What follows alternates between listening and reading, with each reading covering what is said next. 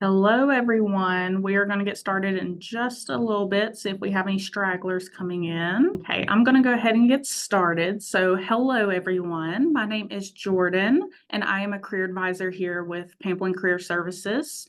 And we're just going to go over some resume tips and what we advise students doing moving forward, going to speak with recruiters and applying online.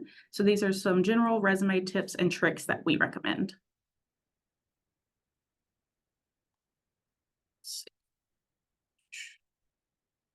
Okay, so this is our wonderful team.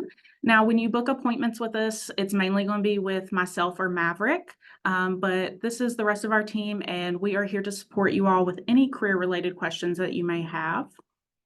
So just to put some faces to names here. Okay, so before you build your resume, these are some steps that a lot of students kind of don't do or don't think about doing, but you're going to want to do a little self-reflection, set some goals for your resume and for, your career goals after graduation. Do a little research as well as go ahead and start your networking. It's never too early to start networking. Okay, so talking about self-reflection, when you reflect on your skills, your experiences, the achievements you've had, and any kind of career goals that you have. Identify your personal strengths, keep a list of those, and then also keep a list of some areas for improvement that you would like to keep up with, and the types of roles that you're interested in pursuing. Okay, so goal setting, clarify your objectives, your goals, determine the type of job that you're going to be targeting. And if you're not sure yet, that's completely okay. But if you kind of have an idea, go ahead and start thinking about that. The industries that you're interested in, and as well as the skills and experiences that you want to highlight on your resume. When you do the research step, research the job market and what you want to go into, any kind of specific roles that you're interested in, kind of get an idea of the key skills that these positions are looking for, maybe the qualifications, as well as what these employers are going to be looking for. That's going to help you, create your resume so that you know what you should display to these recruiters. And then, of course, networking with professionals in your field of interest. Attend any events. We hold a ton of events for you guys to get connected with companies, joining clubs and organizations on campus. They have a lot of guest speakers as well as companies that come. And then connecting with alumni mentors. You can do that through LinkedIn as well. So those are some really great opportunities that we recommend you guys doing. And then I have a few quotes here that are really great to get you thinking about resumes and kind of what they are for and what they do. So a resume is a document that highlights your qualifications for a job, but it's your personality and passion that seal the deal. So your resume is going to get you a callback or an interview, but when you get to have that interview, your personality, the way you talk, the way you communicate, your passion for what you're going to do, that's going to get you the position. Your resume is your first impression, so make it count. Make sure there's no, grammar errors, punctuation errors. Make sure it all looks really polished. And then your resume speaks before you do. Make sure it's articulate and reflects the best version of you. So a few quick need-to-knows before you get started. The whole purpose of a resume is to get a response, not an offer. It's to get that callback. It's to get an interview. It's not for them to offer you a position. So make sure you keep that in mind. When you go to Business Horizons, recruiters spend about 10 to 15 seconds looking through a resume. You want to keep it clear and concise and make sure it's easy to read. And then by your junior year, you should have more college activities listed. And we're going to usually tell you, start taking those high school achievements or high school activities off. And then details need to be accurate and factual. You feel like that would be a given, but you would be surprised. A lot of students feel like they need to fluff up their resume some or put something that just sounds good. Whatever you put on your resume, make sure you can speak to it. If you put Python on there, make sure you can use Python. If you put QuickBooks on there, make sure you can use QuickBooks. Don't put something on there just because you think it's going to look good or sound good to the recruiter. You have to be able to speak to it. These are a couple resume templates that we recommend students using. we created these with our employers. It's what they like to see. They are clean, they're concise, they're easy to read. As well as they are AI friendly. And what I mean by that is, when you are applying online, these companies use ATSs, which are applicant tracking systems. And when you submit your resume, these systems are going to read it and filter them, usually before someone actually reads it. So these are easy for those systems to read. If you are using, a creative template that has columns and pictures and different types of things, those systems just can't read those, and it's going to reject them without it being able to read any of your content. So you're going to miss out on some opportunities there. So these are some really great templates that we recommend. Some students will say, oh, but this is so bland. How do I stick out? Your content is what's going to help you stick out. Remember, these recruiters are going to look at it 10 to 15 seconds. You want to make sure it's easy to read and they can find exactly what they need to find. You can find these templates on our website, or you can email us, or come set up an appointment with us. We can share them through email or have hard copies of them, whatever is convenient for you. Okay, so getting into the actual nitty-gritty of the resume. So contact information, make sure it's professional. Have your name, have your email, have your phone number. Now make sure, I tell students, use your school email or a professional Gmail usually. Please don't use bigbootyjudy45@gmail.com. That is not professional. It's not a good look for you. We have the examples over here on the right just from our resume templates.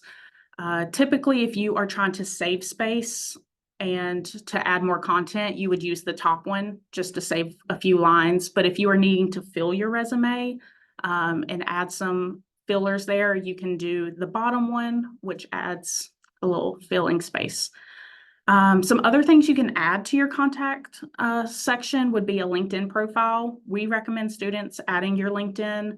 If recruiters like your resume, 9 times out of 10, the next thing they're going to do is go and look at your LinkedIn. So I would go ahead and make sure that's updated, add it in there. You could add a QR code. We've seen that. And then optional is an address. If you know that you're going to be looking for an internship or a full-time position at a specific location, you can put Blacksburg, Virginia. If you're open to any location, you don't even have to put an address at all. So just some different ideas moving forward with your contact information.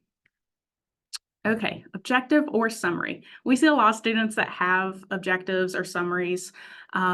We typically recommend you do not need them, but I'm going to go over why they aren't needed or why we say they're not needed, or maybe a couple why they would be beneficial. So value. As a student, typically your objective is to get an internship, to get a full-time position. The recruiters know that. So stating that, saying seeking internship is adding no value to your resume, and it's just not needed. It's often clear that your objective is to do that. So just not needed there. Space, you're limited on space. So this takes up space. Prioritize some different things here. Prioritize your projects, your extracurriculars. Those are more beneficial to show recruiters. And then professional preference, some recruiters prefer to just jump straight to the qualifications and see what your experiences are rather than reading an objective. And I have on here, remember that they're skimming it for about 10 to 15 seconds. So when you're going to Business Horizons, in reality, they don't have time to read these. Instead, depending on what you have in the section, use that as your elevator pitch because it's not really needed on your resume. It's just taking up space. But a couple reasons why they might be beneficial. Maybe 10 years down the road, you have a career change. A lot of professionals will put an objective or summary when you are going through a career change. Or maybe you have a unique situation. Maybe you are a finance major, but looking for a marketing position, something kind of off the wall that you are trying to express or need the recruiter to know. Okay, education. This is going to be the very top of your resume. This is the first thing that recruiters are going to look for. They want to know when you're graduating, what your major is, and depending on what major you're in or what company it is, they want to know your GPA. So make sure this is at the top. This is a really clean and good format here. And then the other thing you can add is an honor section. Typically, the most common things we see are going to be like Dean's List and awards and honors such as that. Course projects. These are optional, and it kind of depends if you have completed projects or not. But this is a great way to showcase relevant experience. It's just great to show the different platforms you use, the softwares, anything that you've done. Keep track of these technical skills. Anything that you're using, keep track of when you're doing it. It's easier for you to write it down as you're doing it rather than you completed a project last semester and you're trying to think, oh yeah, what did I use? What was some outcomes there? And then trying to add it on your resume. So keep up with it as you go. Data, metrics, outcomes, and results, keep up with those. Anywhere you can add metrics is really great and adds great value to your resume. And then if you don't have any projects yet, that's completely fine. Keep this in mind. Keep track of it as you go up into your upper classes or have projects maybe coming up this semester. And then at the bottom is just how we set up projects. If your project does not have a title, create a relevant project title, and then you'll put the semester that you've completed it and keep it as a good like work experience format. You're going to have some good bullet points there. Okay, work experience. So your past performance is the best predictor of future behavior. So what you've done and what you display on your resume, that's what's going to tell these recruiters what you're going to do for their company. So make sure that you are displaying that in a very professional and clear manner. Using strong action verbs to describe your skills and experiences is very beneficial. And then using metrics and quantifiable results whenever possible. And I have a couple examples here on how using metrics is just going to take your bullet point up to the next notch and just show more impact there. So you could put increased social media presence, or you could put expanded Twitter followers by 200%. That shows a totally different level of your responsibility and what you brought to the table. Or you could put exceeded sales goals, or achieve 38% over monthly sales quota. So metrics is really great to kind of take it up to the next level. And then I put a work experience example here, just with a few example bullet points to kind of show you what we're looking for. So this would be a sales intern position. We have completed a 12-week rotation between management and sales offices to learn and implement daily operations, and then provided customer service to over 100 guests per day via phone and in person, and then exceeded sales goals by 20% between June and August. So those are some really great bullet points put together there. And at the top, I have you can use AI to help you if you get stuck. And what I mean by that, if you are just stuck on your bullet point and you cannot put into words the skill that you're trying to show, use ChatGPT. Put in there, I'm trying to show leadership through this experience. See how it can summarize it for you. Don't copy and paste. Still make it to where it is aligning with your true experience, but you can work off of it. Let it help you if you get stuck. So writing strong bullet points. This is usually the biggest problem that I see with student resumes is definitely the bullet points. And we use the PARQ method, great exercise to help you write your bullet points. So your P is going to be your power verb. How are you describing what you did? A is your action, your skill. What did you do and what steps did you take? Results. What was your goal? What was the outcome? Quantify the experience. Provide metrics and results. An example for the PARQ exercise. So I write down my power verb. What am I trying to use? Well, I really want to show that, I created something. I want to show creativity here. So I built or created. The action or the skill, well, I used Excel. Also data analysis. I also want to show organization skills and that I can present. The results out of that, I developed and organized data to present to my supervisor. And then quantify, well, I kind of did this weekly. So I want to show that I did this weekly. So the final product from that is created weekly Excel data sheets to manage customer relations and organize leads to present business development plans to manager. So really strong action verb there, and it's showing very good technical skills. So when you're writing your bullet points, just make sure you include specifics on what you did and how you did it. Some students are very vague. Don't let recruiters assume what you're doing. Tell them exactly what you did. Start your bullet points again with a strong action verb. It adds good impact there and more eye-catching to recruiters. Provide the details. What's the purpose of your work or your role? What's the scope of the project that you did? And what did you provide or accomplish there? So these are some resources that we created for the students to have. What can you quantify? You know, sometimes when I ask students, oh, what kind of metric can we add here? Well, what do you mean, what kind of metric? Like 10 people, 100 people? Well, there's different types of things you can add and quantify. Maybe some sales figures. Maybe you're in a club and you work within budget amounts. Add that in there. Time frames, time that you're spending on projects. Number of contract renewals, fundraising amounts. Maybe you create an event and you fundraised $1,000. Show that off, brag, put in that fundraising amount. Maybe you created an event and it had 200 attendees. Show that off. Increase in awareness, viewers, followers, number of team members. Maybe you're training 10 people at work. Show that off. That's really great leadership skills. And then number of tasks that you're completing, maybe in your internship. And then our next resource is the action verbs that I keep talking about. You're not limited to these, but we created this just to kind of give you something to work off of. And they're kind of in categories. So if you're trying to show that you're creative, or if you want to show different leadership skills, research, teamwork, organization, there's different categories here. But these are some that you can work off of. But again, make sure it's accurate and factual to what you did and it aligns to your experience. But these are really eye-catching to recruiters and a great way to start your bullet points. Some other resources that we created. On the left here is some soft skills examples. You know, some students are like, well, what's all the soft skills? What, I don't know what I want to show. Here's some examples. If you want to show leadership, show leadership. Maybe you want to show creativity, attention to detail. Here's just some ideas for you to think about if you want to show these in your resume. On the right is the common job skills examples that we came up with.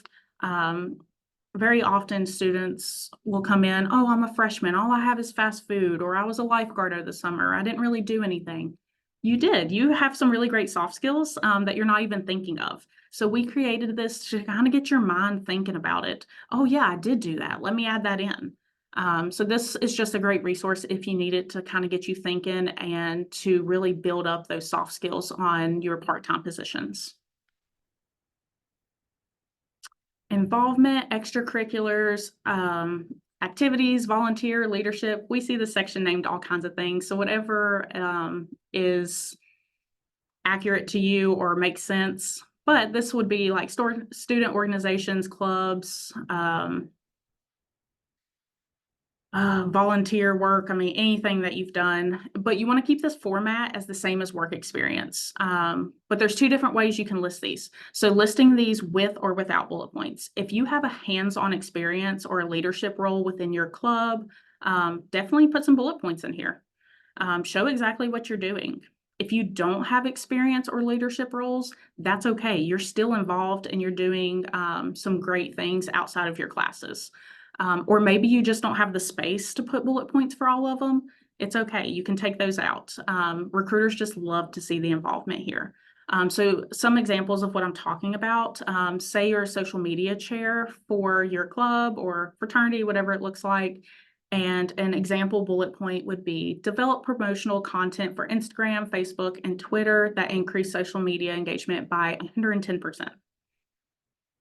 So that would be a good hands-on position rather than member participating in weekly meetings, because you know you don't really need to put that there. So if that's the case and you're just a general member, the bottom example would be really great to list your involvements. And another thing, you can still talk about these. You know, a recruiter they may say, oh, I see that you're a part of finance for females. What do you do? oh, well, I attend meetings and I get to network with companies. And so that's what that would look like. And it's okay to list either way, but if you do have that hands-on experience, we definitely recommend adding in some bullet points if you have the space.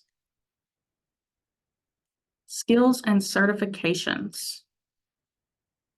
Okay, so showcase your technical skills here.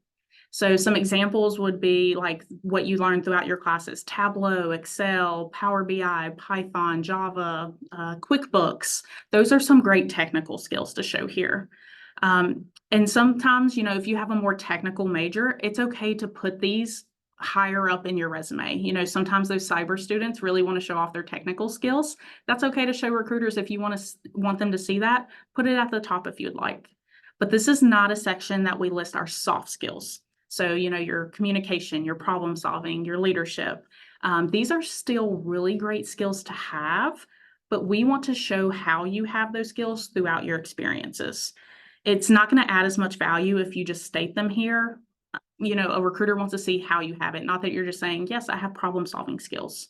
Really? How do you have those? So really think about that and show them throughout your bullet points. Okay, after you write your resume, we want to keep it to one page. But remember, if you are having to take things out or needing to reword things to trim it, anything that doesn't fit on your resume, make sure it's on your LinkedIn. Remember, they're probably going to go view your LinkedIn anyway, so go ahead and make sure everything's on there. Keep it updated. The next thing, proofread. Please proofread. You'd be surprised again with the grammar or the punctuation. Proofread 2, 3, 4 times. And then get it reviewed. You can come check us out at Career Services. Let us review it for you. Faculty, your friends, your parents, whatever that looks like, whoever you're comfortable with. It's really great to get different set of eyes and suggestions, and you can kind of take what you want and what you like and make it your own. And then again, update often. Again, it is easier to keep up with whatever you are doing at that time rather than thinking about it 6 months ago. So just update it as often as you complete things. And then lastly, do not save your resume as resume. A lot of students will send it in or apply with just resume. Make sure, I have a couple examples here. They're really simple, but put your name on it so that it doesn't get lost. If you feel like you still need to put resume, you know, Jordan Hurst resume, or just put your name. Either one is fine, but just make sure you're labeling it correctly, and it's just easier so that it doesn't get lost. Oh, and then share with your network on LinkedIn and submit this on Handshake. That way people can reach out to you about all of your experiences and hopefully get some really great opportunities there. And I just wanted to touch on federal resumes. If you are even thinking about applying to government and federal positions, this is a totally different ballpark. If you are considering this or think that you would be interested in the future, come talk to us. Let us walk through the format, the overall process, provide resources that we have, because this is a totally different process than your normal positions. You know, we say students need to have a 1-page resume. Your federal resume is going to be at least 2 to 7 pages.